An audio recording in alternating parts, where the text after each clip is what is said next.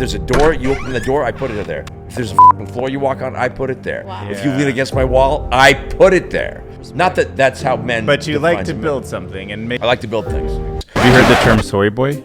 Soy Boy, I haven't. Oh Soy yeah, boy? that's what Matt calls me because I put soy in my coffee, and he's Soy like, Boy. Oh my god. That When I first met my wife, because I kept her very hidden, because she was, she'd get pics and all kinds of just being a beautiful woman.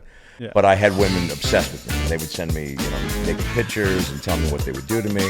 Dang it. Okay. What a tough Okay. life. you play the guitar Like 1,000 spasm miles or an hour. something? Like, Yeah, it's just I play so fast.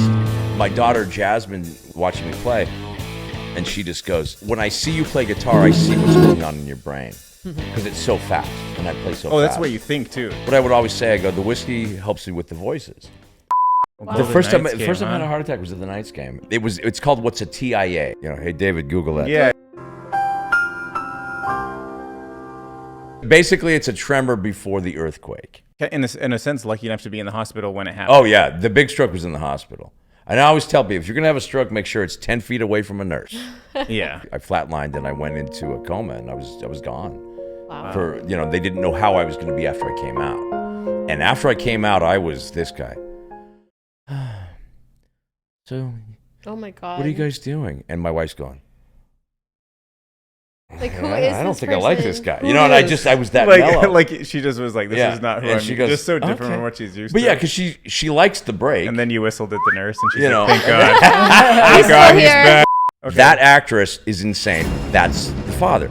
So they're you on see the yourself train. as him. Oh yeah, because he's a workaholic, Okay. right? And I'm a Yeah. workaholic. All I do is go to the shop every day and fuck away. So they're on the train. The zombies are coming, and they're having to fight zombies. Okay. And by the way, this movie's terrifying. It It's looks fucking terrifying. And I swear to God, it's the best zombie movie I've ever seen. Look Oh at my God. These zombies are terrifying. Yo. So he's talking to his little girl, Right. and he goes, "Hey, I was there for you. I did this. I did that." She goes, "All I wanted from you was time." And I went, Oh, and that's what. 3 got in the you? goddamn morning. I'm like, I mean, I'm very uncomfortable with emotion. Okay, so he dies from an abscessed tooth. Oh my god. He What? Oh, like the bacteria just antibiotics took would over? have saved his life, but he was too stubborn to go to the dentist, right? And so we're on stage, and I just said, "Ladies and gentlemen, I just want everyone to know, we did hear from Rick's dentist, and he should be back in about a week."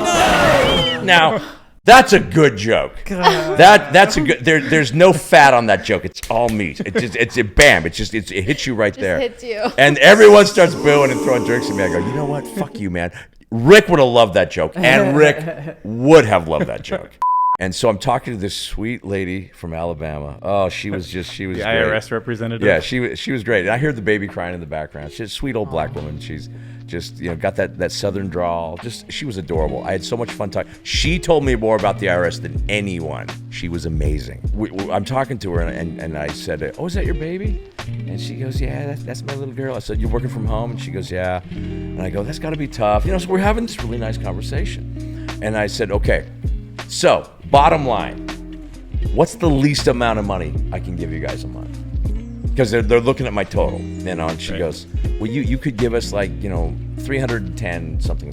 I go, "Can I give you $666? And she goes, "What?" I go, "Well, it's the devil's dead. I'd like to pay his price." She laughed so fucking hard. And she goes, "I'm going to tell this story forever."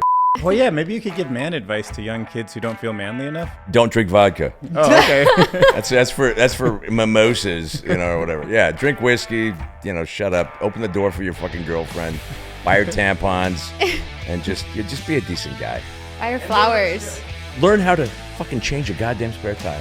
Oh yeah, that's all. Man Just should be able a to do fucking that. man. I'm not saying you can't be other things. You can be sensitive.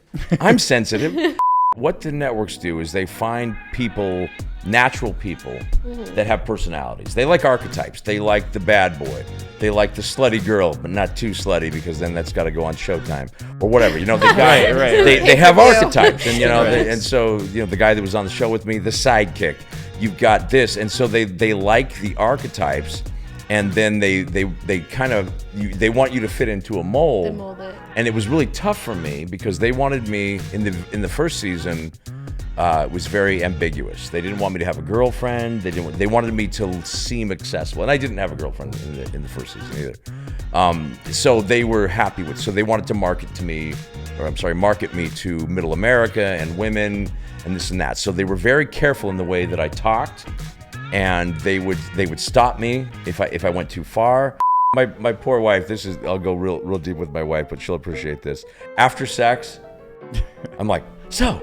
Like I'm not the guy that just after sex I'm like I'm never that guy. Amped up. Like my legs are still going, and she goes, "Oh my God, go on the couch, watch TV," because I just have all that energy even after sex.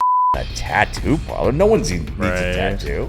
You can live your whole life without a tattoo, and you'll be fine. You'll have a great fucking life. Guess what? No regrets. I hate that fucking joke, by the way. But I mean, there's no regrets. You don't have to get a tattoo, and I will never tell anyone in this room get a tattoo or don't. I can give a fuck. It's none of my business. Get a tattoo or don't. When you have a joke, you just can't help yourself. No, right? I cannot. Like it just doesn't matter Just have like to go where with you it. are and who's gonna hear it. It's a funny thing, and I've been this way since I was a kid because I mask everything with jokes and humor, especially when I'm on stage. I'll work shit. I've worked out shit on stage about my grandmother. People goes, "Hey, that was mean about your grandma." I go, "No, that shit was true." Whatever it was, it's sort of a form of therapy. Oh, that's how And- you work things out. Yeah, so I work things out by saying it out loud. Hiding in plain sight, so to speak. There's no secrets with me because I've already said it, and it may be shocking to you, but guess what? It's off my fucking conscience.